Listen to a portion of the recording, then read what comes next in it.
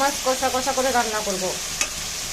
জিরে ফোড়ন দিচ্ছি, মাছ আগে বাইরে নিচ্ছি, লবণ হলুদ মাখায় জিরে ফোড়ন দিচ্ছি, কাঁচামরিচ, পেঁয়াজ কুচি, আর হচ্ছে আপনার একটু রসুন বাটা, আদা বাটা আর জিরে।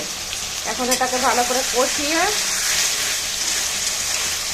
একটু কম জল রেখে সুন্দর করে রান্না করব।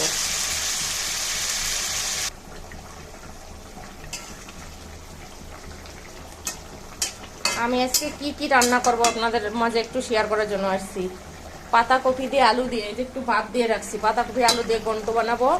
আর খুব সুন্দর করে ঘি দিয়ে গরম মশলা দিয়ে এই যে আলু কেটে রাখছি, আলু ওর মধ্যে দেবো।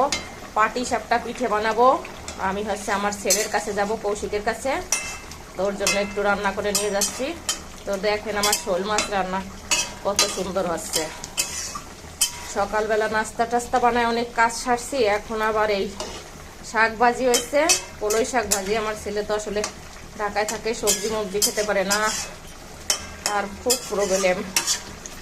তাই ভাবলাম কি যেহেতু যাওয়াই লাগবে, তো ছেলের জন্য একটু সুন্দর করে রান্না করে নিয়ে যাই। তো আমি রান্না করতেছি, এই রান্নাটা আমি নিয়ে চলে যাব।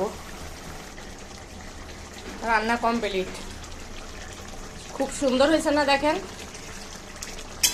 2300 টাকার মাছ কিনছিলাম সেদিন, 3টে। আরও একটু আছে, আর একদিন হয়ে যাবে। আজকে ছেলের জন্য রান্না করে নিয়ে যাই, কিছুটা অবশ্য বাসার জন্য রাই খেয়ে যাব। অনেক সুন্দর হয়েছে, আমি একটু খাইয়ে দেখি কেমন হয়েছে। সেই টেস্টি, আমার মতো এরকম করে রান্না করতে পারেন। একটু 2, 3, 4টা 5টা রসুন বাটা দিচ্ছি, কিন্তু শোল মাছ কষা কষা করলে, বোনা করলে রসুন বাটা দিয়ে, পেঁয়াজ কুচি, কাঁচামরিচ আর জিরে ফোড়ন, আর আদা রসুন আর একটু জিরে বাটা। এই আর রান্নার প্রসেসিং দেখাইছি কেমন করে। এরকম করে রান্না করবেন, খুব সুন্দর হয় খেতে। আমার রান্না কমপ্লিট হয়ে গেছে, আমি চুলা অফ করে দেব। তো সবাই ভালো থাকেন, সুস্থ থাকেন, আমার ইউটিউব চ্যানেলটাকে সাবস্ক্রাইব করে দিয়েন। সবাইকে অনেক অনেক ধন্যবাদ।